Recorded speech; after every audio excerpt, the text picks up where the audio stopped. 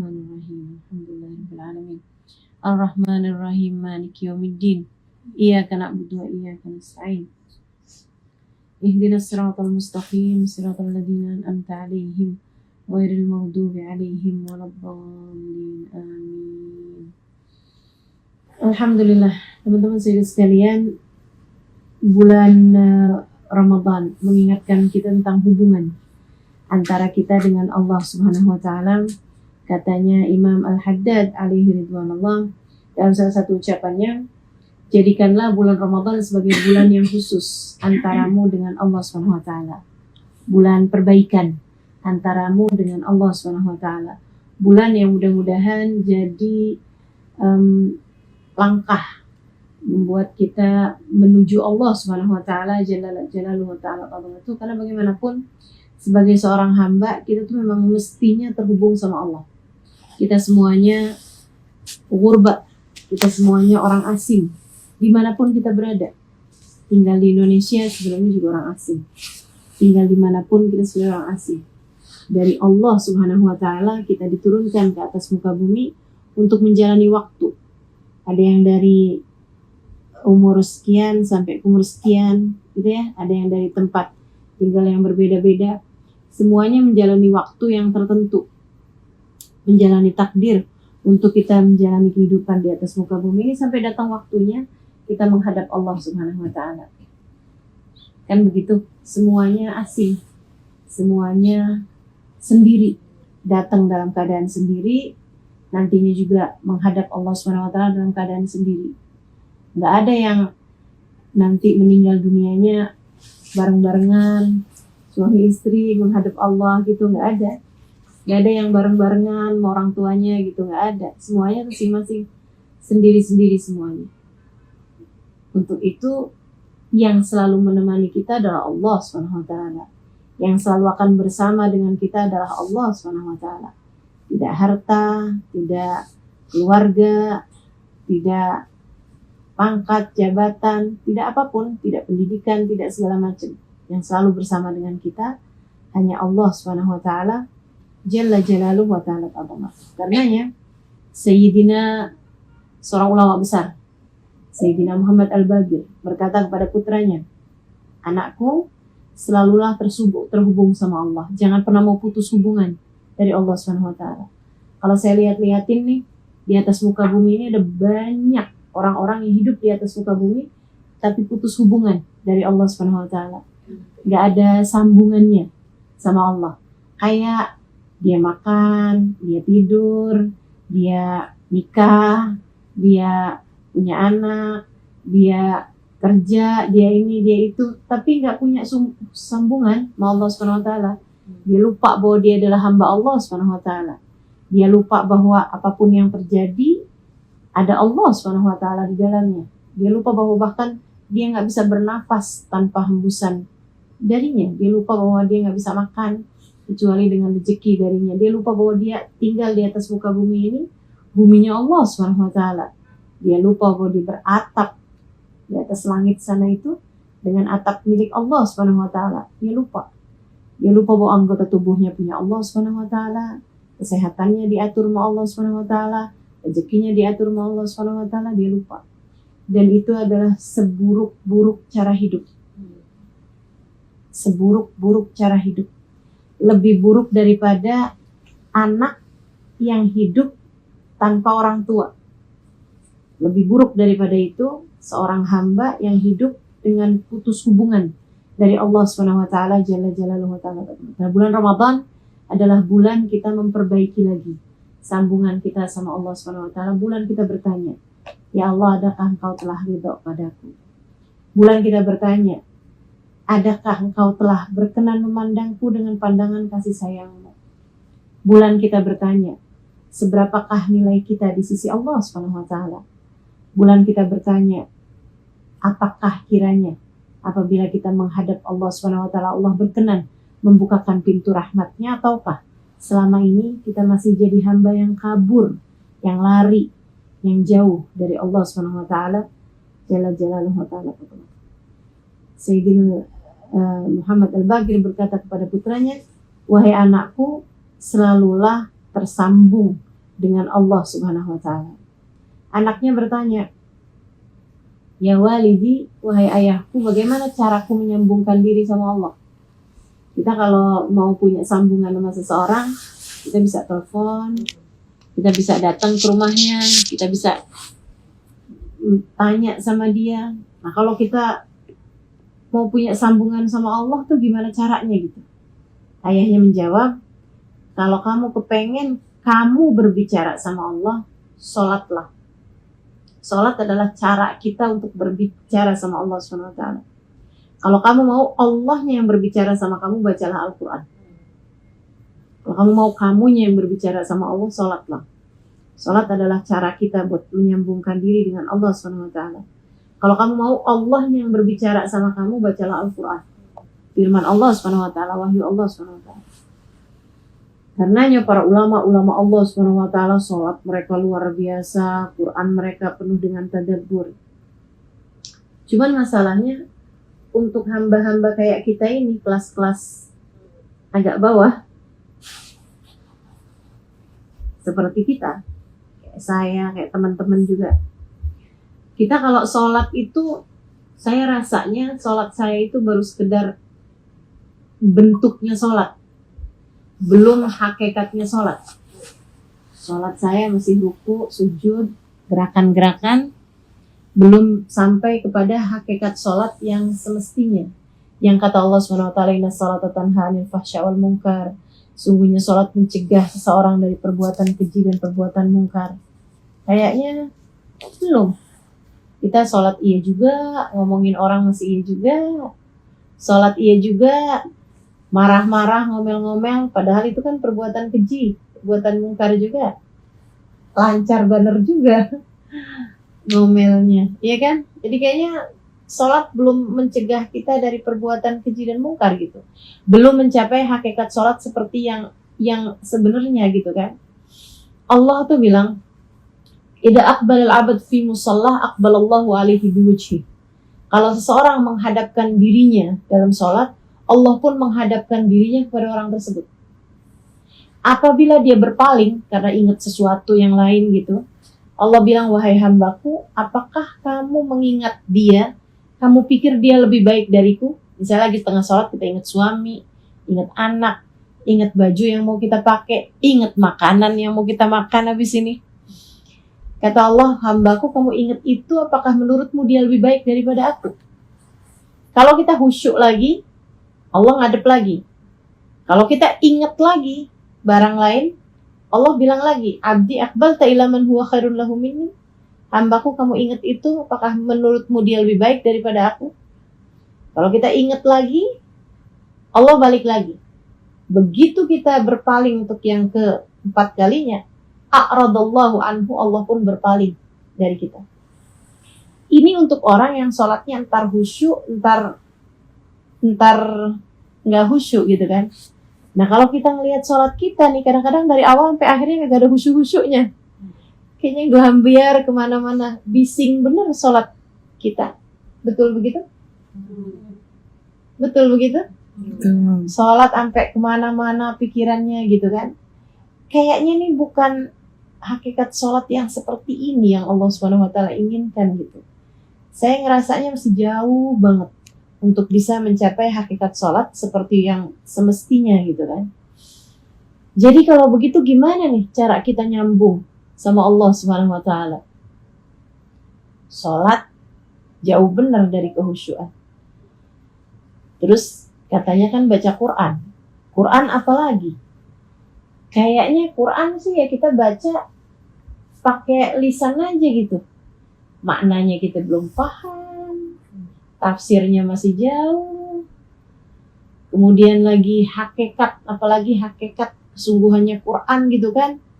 Kayak masih jauh banget untuk bisa menyampaikan kita, untuk bisa paham apa yang Allah SWT benar-benar inginkan dari kita. Kita malah kalau baca Quran, pakai kita baca tafsirnya, takut malah pemahaman kita salah-salah terhadap Quran itu sendiri gitu. Jadi kayaknya mau nyambungin diri kita ke Allah pakai Al-Quran juga masih jauh rasanya. Nah gimana nih cara kita mau menyambungkan diri kita sama Allah Subhanahu wa Ta'ala, nggak dengan Quran, nggak pula dengan sholat. Saya ingat ada hari saya bersama dengan Hubabah Bahiyah, guru saya, Hubabah Bahiyah binti Hafidh Al-Kaf, seorang ulama perempuan terkemuka pada masanya, meninggal dunia di usia lebih dari 100 tahun. Beliau dari Salalah, Oman, gurunya guru saya juga, dan guru saya juga.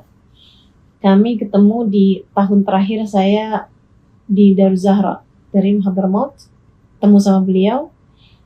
Beliau itu perempuan besar, walaupun badannya kecil, tapi kayak hatinya, ilmunya, pemikirannya, sambungannya.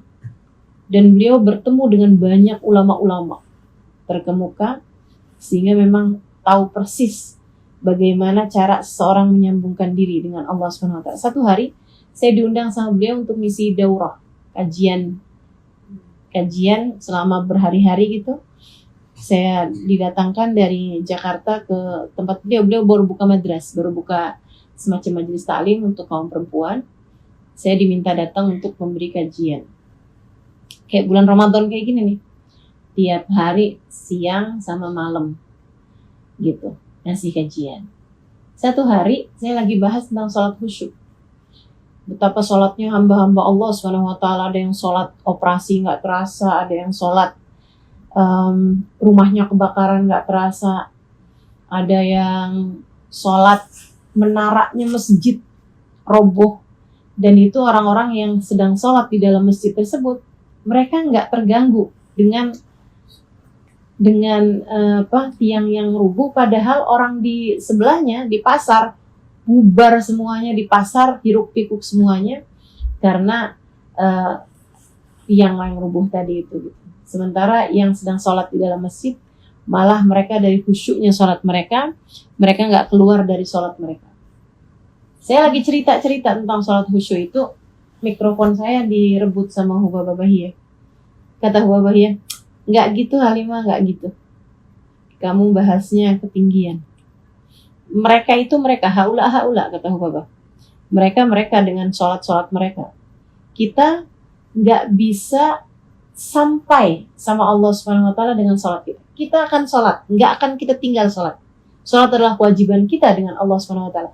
Tapi berharap sholat kita menyampaikan kita kepada Allah, berharap sholat kita membawa kita menuju surga, berharap sholat kita bisa bikin kita selamat dan Allah Subhanahu wa Ta'ala cinta dengan kita karena sholat kita, itu kejauhan kata Hubabah. Nggak akan ada ceritanya kita sholat sampai dengan operasi nggak perlu bius, cukup dengan sholat. Nggak ada ceritanya. Yang ada kita adalah sholat. Ada orang datang, kita tahu siapa yang datang. Yang ada adalah sholat, televisinya nyala, kita tahu semuanya kabar yang ada di televisi. Yang ada adalah sholat, nyari barang nggak ketemu, giliran sholat ketemu. Dengan keadaan sholat kita, mau dibandingin sama sholatnya orang yang sampai kebakaran rumahnya nggak terasa, ya kejauhan. Ibarat sholat itu ada tangganya, itu yang kata Hubabah Bahiyah, yang kamu ceritakan itu di tangga-tangga terakhir, 100 tangga nih misalnya, yang saya ceritakan kata Hubabah Bahiyah itu di yang tangga 98, 97. Sementara kita nih, tangganya 2, naik 3, naik 4, prosot lagi 2, naik lagi tertatih-tatih dalam sholat kita. Ya emang benar sih, segala macam pikiran, bising. Sholat kita bising, rame banget ya sholat kita ya, kayak ngadep Allah tapi nggak ngadep Allah gitu, kayak ngadep Allah tapi banyak banget gitu yang kita pikirin dalam sholat kita. Jadi kata Hubabah Bahiyah, kita sholat nggak akan kita tinggal sholat karena itu adalah bagian dari kewajiban kita pada Allah Subhanahu wa Ta'ala. Nggak boleh kita tinggal sholat, itu adalah sambungan antara kita dengan Allah Subhanahu wa Ta'ala. Perbedaan antara orang Islam sama non-Muslim adalah di sholat kita gitu kan. Yang agama nggak akan kita tinggal sholat, nggak boleh kita tinggal sholat. Kita akan berusaha sholatnya kita kerjakan dengan berjamaah, kita berusaha untuk sholatnya kita usahakan semaksimal yang kita bisa. Tapi sampai kepada Allah dengan sholat kita, disayang sama Allah karena sholat kita, itu masih kejauhan banget. Jadi saya tanya sama Hubabah, kalau gitu Hubabah apa yang bisa nyampein kita kepada Allah? Hubabah senyum-senyum. Kemudian beliau mengatakan, ma'ana nabi ya khair nabi. Kita punya nabi seindah-indah nabi. Baginda kita Nabi besar Muhammad sallallahu alaihi wasallam, sahibul Raudah Asy-Syarifah, yang kita sekarang ada di kota beliau, Nabi Muhammad sallallahu alaihi wasallam. Seindah-indah nabi, semulia-mulia nabi, manusia paling dekat dengan Allah Subhanahu wa taala, manusia yang paling tinggi nilainya di sisi Allah Subhanahu wa taala, sekaligus manusia termulia di sisi Allah Subhanahu wa taala, baginda kita Nabi besar Muhammad sallallahu alaihi wasallam, yang nurnya diciptakan sebelum diciptakannya segala sesuatu, yang namanya Allah sandingkan dengan nama Allah Subhanahu wa taala di pintu-pintu surga, di tiang-tiang arsy Allah Subhanahu wa taala, yang mana beliau akan nantinya dipegangkan kunci surga seperti yang beliau sampaikan dalam salah satu hadisnya, Miftahul jannah biyadi, kata Nabi Muhammad, kunci surga aku yang pegang. Adam wa man dunahu tahta liwa'i yaumal qiyamah. Nabi Adam dan nabi-nabi sesudahnya hanya akan berada di belakang benderaku di hari akhirat nanti. Kata Hubabah Bahiyah, ma'ana nabi ya khair nabi. Kita punya nabi.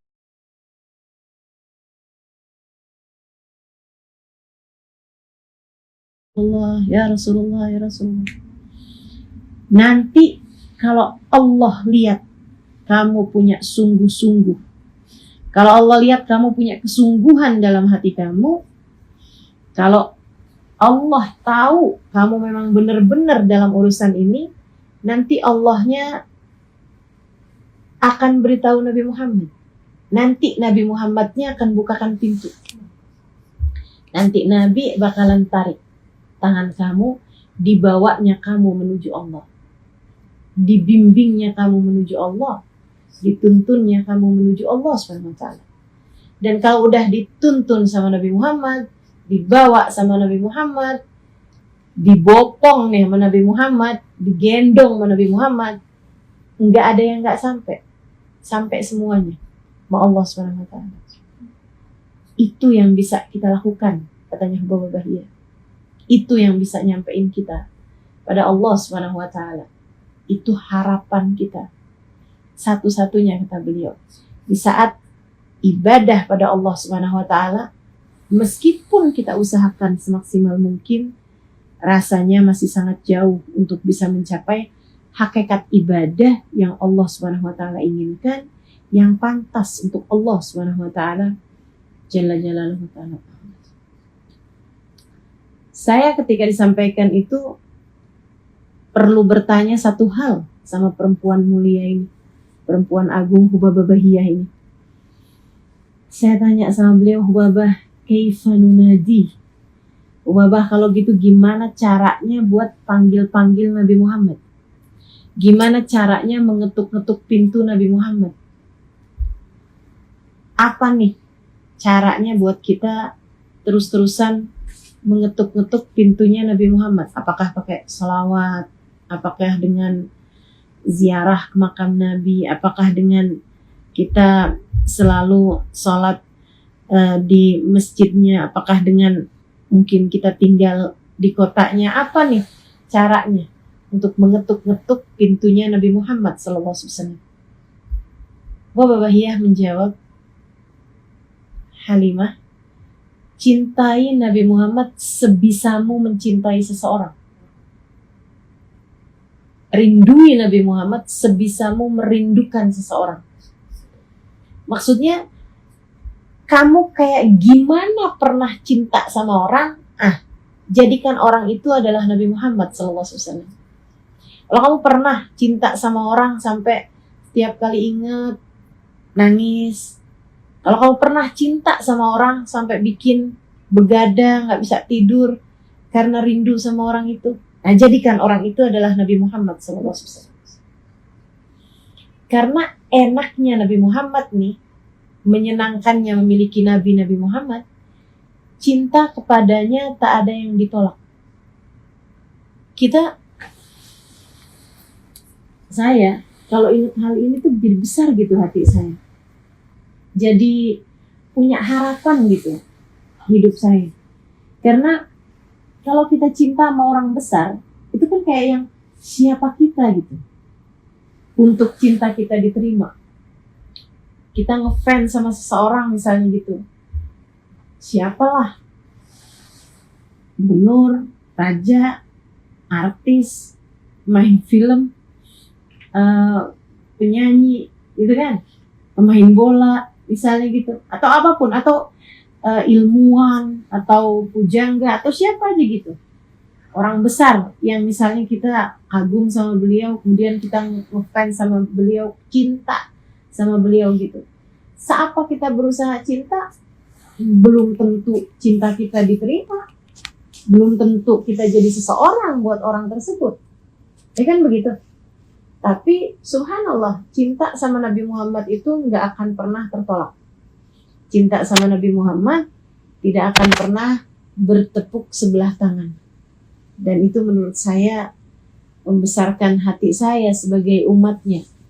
Bahwa bahkan orang seperti kita, kalau jatuh cinta sama Nabi Muhammad tidak akan menolak cinta kita. Bahkan orang seperti kita yang dosanya banyak, yang aibnya banyak, yang adabnya kurang, yang hatinya berantakan, yang pikirannya kotor, yang gampang suudzon, yang gampang bikin salah, yang susah menata hati, yang sedekahnya nggak ikhlas, yang sholatnya nggak khusyuk, yang Qur'annya gelambiar kemana-mana, yang dengan segala kekurangan-kekurangan kita yang berapa banyak lisan kita nyakitin hati orang, kita yang mata kita udah nggak tahu ngelihat apa aja dengan mata kita yang berapa banyak makanan yang syubhat, bahkan mungkin haram masuk dalam perut kita dengan segala kekurangan kita, dengan segala dosa-dosa kita. Kalau datangnya ke pintu Nabi Muhammad berkenan membukakan pintu untuk kita. Semua cinta, semua rasa kepada Nabi Muhammad tidak ada yang tertolak. Kenapa begitu? Karena bahkan cinta kita kepada Nabi sudah didului sama cinta Nabi Muhammad kepada kita. Bahkan ketika kamu diberi rasa cinta kepada Nabi Muhammad, itu artinya adalah bahwa Nabi Muhammad pun udah duluan mencintai kamu sebelum kamu mencintai Nabi Muhammad. Kabarnya dulu di alam arwah, itu Nabi Muhammad, ana awal man qala bala, kata Nabi Muhammad, saya adalah yang pertama kali menjawab bala. Ketika Allah Subhanahu wa taala bertanya, alastu bi rabbikum, bukankah aku adalah Tuhan kalian? Nah, Nabi Muhammad yang pertama kali menjawab, bala wa rabbina, betul ya Allah, kau adalah Tuhan kami. Iya ya Allah, kau adalah Tuhan kami. Itu baru tuh manusia yang lain menjawab bala wa rabbina. Itu saat itu Nabi Muhammad adalah cahaya Allah Subhanahu wa taala, yang kepada cahaya tersebut orang menghadap para nabi-nabinya Allah, hamba-hamba Allah Subhanahu wa taala yang saleh setiap zaman menghadap kepada cahaya tersebut. Nah, kabarnya di alam arwah tersebut itu ada roh yang menghadapkan dirinya kepada Nabi Muhammad, dan ada juga roh yang jauh dan membelakangi Nabi Muhammad sallallahu alaihi wasallam. Ruh yang menghadap kepada Nabi Muhammad itulah yang ketika hadir di atas muka bumi ini, hatinya gak bisa dibohongi, punya rasa cinta kepada Nabi Muhammad SAW. Dan itu adalah ruh-ruh yang dari sejak alam arwah sudah saling menghadap, hingga nantinya di dunia ini mereka punya rasa cinta, dan di hari akhirat akan digiring bersama di belakang Nabi besar Muhammad SAW.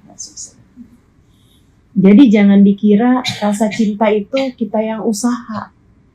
Itu betul, kita memang harus mengusahakan itu, akan tetapi itu juga sudah ada muqaddimahnya. Udah ada pendahuluannya dari alam dulu itu. Dari alam azalinya Allah SWT udah ada ketetapannya. Apakah hatimu nantinya akan mencintai Nabi Muhammad ataukah hatimu akan biasa-biasa aja gitu sama Nabi Muhammad SAW.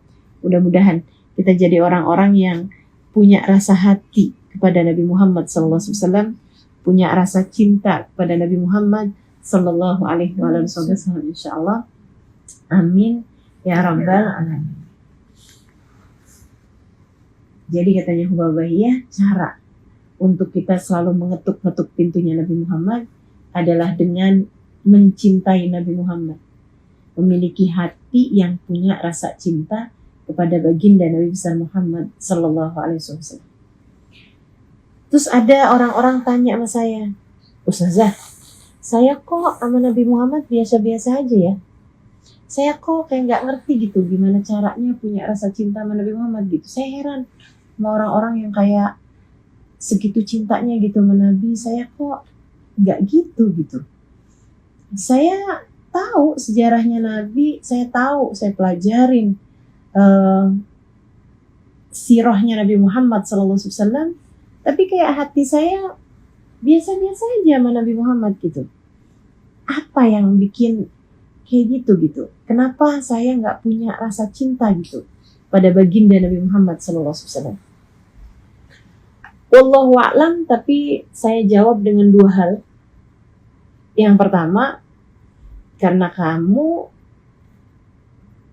jarang duduk-duduk bersama dengan orang yang punya rasa cinta. Kamu jarang berkumpul dengan para pecinta. Sebab cinta itu urusan rasa. Dan rasa itu nggak bisa dipelajari. Rasa itu ditularkan. Kayak rasanya di depan saya nih, sambusa. Misalnya gitu.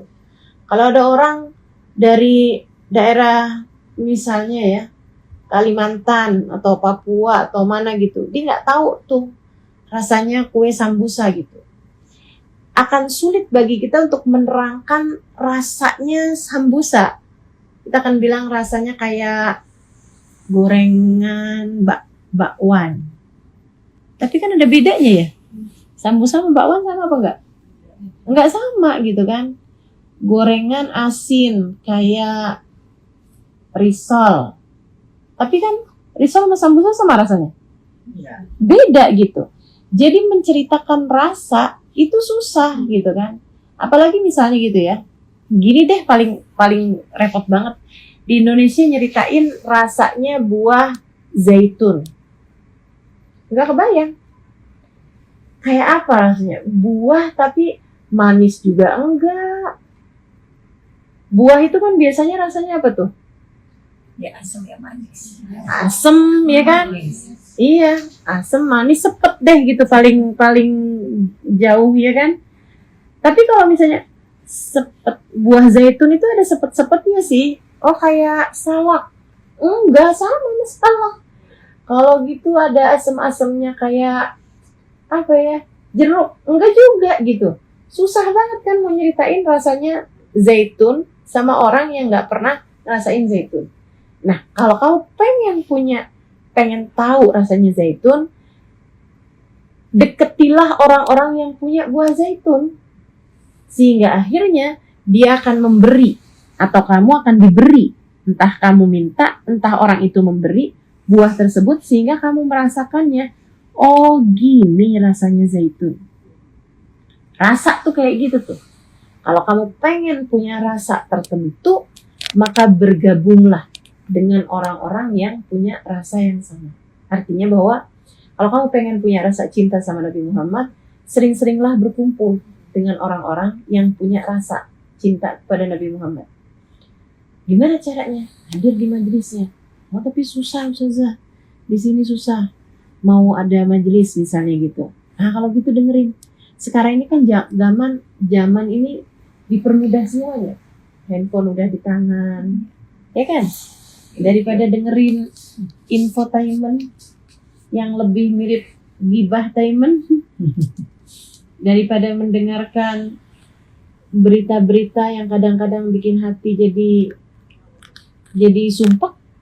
Nah, lebih baik dengerin kajian-kajian dari orang-orang yang menceritakan kepadamu lebih banyak hal tentang Nabi Muhammad SAW. Nggak apa-apa sampai bawa-bawa ketiduran, dengerin YouTube sampai ketiduran, nggak apa-apa juga, gitu kan? Emang itu bikin tenang. Jadinya emang lebih mudah buat bikin tidur. Iya, begitu ya. Jadi sebisa mungkin cari sambungan dengan orang-orang yang bisa memberi sambungan sama kita. Cari orangnya, kemudian dengerin kajiannya. Ada banyak. Ngertinya bahasa apa, gitu kan? Kalau alhamdulillah bisa bahasa Arab juga, udah paham juga bahasa Arab, banyak banget tuh. Dari YouTube tuh ada kajiannya Habib Umar bin Hafid, ada kajiannya Habib Ali Al-Jufri, ada kajiannya Syekh Ramdan Al-Buti, Syekh Muhammad Ramdan Al-Buti, ada kajiannya Syekh Tawali Sya'rawi yang udah meninggal lama ya.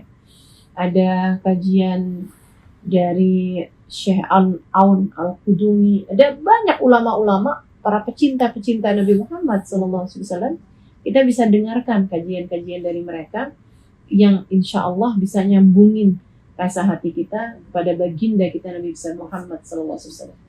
Kalau enggak ngerti bahasa Arab atau kurang misalnya bahasa Arab, bisa bahasa Indonesia juga. Ada banyak saya rasa kajian-kajian di YouTube dan lain sebagainya. Saya sendiri aja punya banyak kajian-kajian yang memang saya sampaikan dalam bahasa Indonesia juga tentunya, yang bisa teman-teman dengerin mengenai Nabi besar Muhammad Sallallahu Alaihi Wasallam. Itu satu, sering-seringlah nyambung dari para pecinta. Kemudian yang keduanya, yang menghalangkan kita dari mencintai dan juga dicintai tentu saja oleh Nabi Muhammad SAW adalah karena hatinya terlalu penuh dengan cinta kepada selain beliau. Jadi akhirnya ya kayak kamar nih, kalau udah kayak misalnya sebuah bangunan, kalau udah terlalu banyak ada isi di dalamnya, kan mau dimasukin barang lain lagi udah nggak bisa lagi gitu. Kayak gitu juga dengan hati. Kalau hatinya kegedean cinta kepada seseorang, atau kegedean cinta kepada dunia misalnya, atau bahkan kegedean cinta sama diri sendiri. Nah itu jadi susah buat belajar mencintai Nabi Muhammad SAW. Itu sih yang saya rasakan gitu. Jadi kalau kepengen punya rasa cinta sama Nabi Muhammad SAW, deketi orang-orang yang cinta sama Nabi Muhammad. Kemudian yang kedua, keluarin, belajar buat mengurangi dari dalam hati kita cinta yang berlebihan kepada selain Allah dan Rasulnya.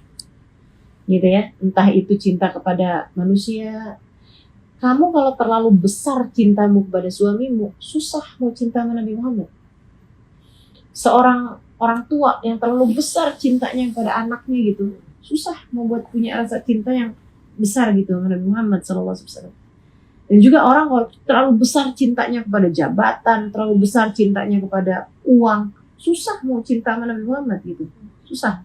Termasuk juga orang kalau terlalu besar cintanya pada diri sendiri, saya dong gitu. Nah itu susah juga mau punya rasa cinta yang besar pada baginda Nabi besar Muhammad Sallallahu Alaihi Wasallam. Sebab cinta tuh porsinya segitu itu.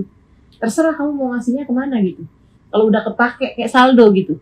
Kalau udah kepakainya buat mencintai yang lain-lain, akhirnya cinta kepada Nabi Muhammadnya jadi susah. Nah itu insya Allah mudah-mudahan Allah SWT mengaruniakan kepada kita rasa cinta yang besar pada baginda kita Nabi besar Muhammad SAW, yang mana rasa cinta tersebut akan membawa kita kepada Allah SWT. Sebab yang mencintai akan dicintai. Dan kalau sudah dicintai, almar'u ma'aman ahab, seseorang akan dikumpulkan dengan yang dia cintai. Dan kalau bicara seseorang akan dikumpulkan dengan yang dia cintai, nggak ada yang lebih bisa kita harapkan untuk bisa kita bersamai di hari akhirat nanti daripada baginda Nabi besar Muhammad sallallahu alaihi wasallam. Sebagaimana yang Allah sampaikan dalam Al-Quran, A'udzubillahi minasyaitonirrajim, yauma la yuhzillahu an-nabi walladzina amanu ma'ahu nuruhum yas'a baina aydihim wa biaymanihim. Di hari akhirat nanti Allah nggak akan susahkan Nabi Muhammad. Jaminan dari Allah Subhanahu wa taala kepada baginda Nabi Muhammad sallallahu alaihi wasallam, yauma la yuhzillahu an-nabi. Di hari akhirat nanti Allah nggak akan pernah susahkan Nabi Muhammad, nggak akan kecewakan Nabi Muhammad. Mudah-mudahan Allah Subhanahu wa taala tak hanya sekedar menghadirkan dirimu, badanmu di kota ini, akan tetapi juga Allah Subhanahu wa taala menghadirkan hatimu bersama dengan sahibul Madinah, bersama dengan Nabi yang ada di Madinah, baginda Nabi besar Muhammad sallallahu alaihi wasallam, sehingga kebersamaannya bukan hanya sekedar kebersamaan fisik, akan tetapi kebersamaan ruh, bersamaan hati, bersanding bersama dengan Nabi besar Muhammad sallallahu alaihi wasallam, bertetangga dengan Nabi Muhammad sallallahu alaihi wasallam di dunia. Apalah artinya jika tidak membuatmu bertetangga dengannya di akhirat nanti? Tinggal bersama dengannya satu kota dengan Nabi Muhammad di dunia. Apalah artinya jika tidak membuatmu untuk berada di tempat yang sama di akhirat nanti? Mudah-mudahan Allah Subhanahu wa taala yang telah menyampaikan kita di kota ini, telah menyampaikan saya berziarah kota ini juga. Mudah-mudahan Allah Subhanahu wa taala membersamakan kita kelak bersama dengannya di akhirat. Ala hadhihi niyyah bi niyyatin salihah jami'ah syamilah la hadratin Nabi Muhammad sallallahu alaihi wa ala alihi wasallam. Al-Fatihah. A'udzu billahi minasyaitonir rajim. Bismillahirrahmanirrahim. Alhamdulillahirabbil alamin. Ar-Rahmanir Rahim, Maliki Yaumiddin.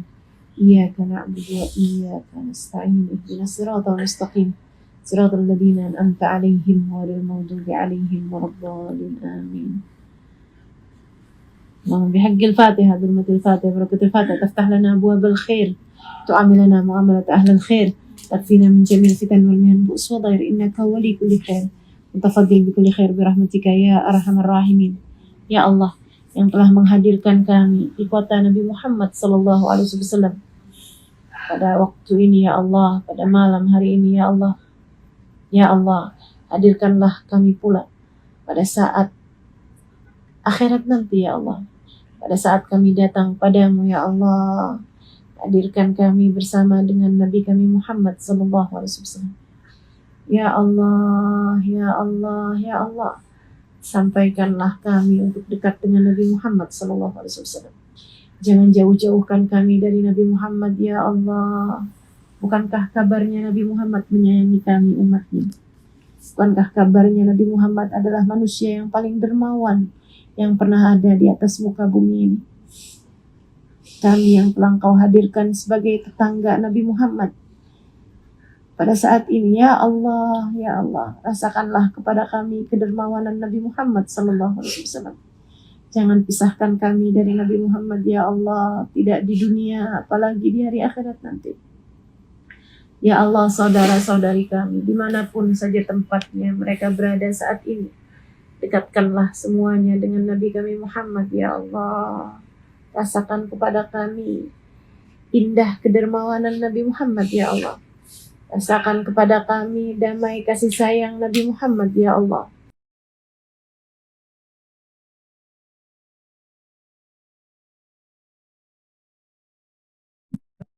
Sayyidah Khadijatul Kubra, dengan keberkahan Sayyidah Aisyah Ridha, dengan keberkahan orang-orang di Ma'la, dengan keberkahan orang-orang di Baqi, dengan keberkahan hamba-hamba tercinta di sisimu ya Allah.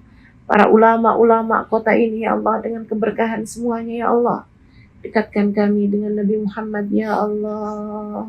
Sampaikan kami kepada syafaat Nabi Muhammad sallallahu alaihi wasallam. Jangan halangkan kami darinya ya Allah. Jangan jauhkan kami darinya ya Allah. Kami mohon padamu ya Allah, jika ada hamba-hambamu yang hidup di atas muka bumi dengan rasa hati yang begitu besar dengan Nabi Muhammad, jadikan kami salah satunya ya Allah.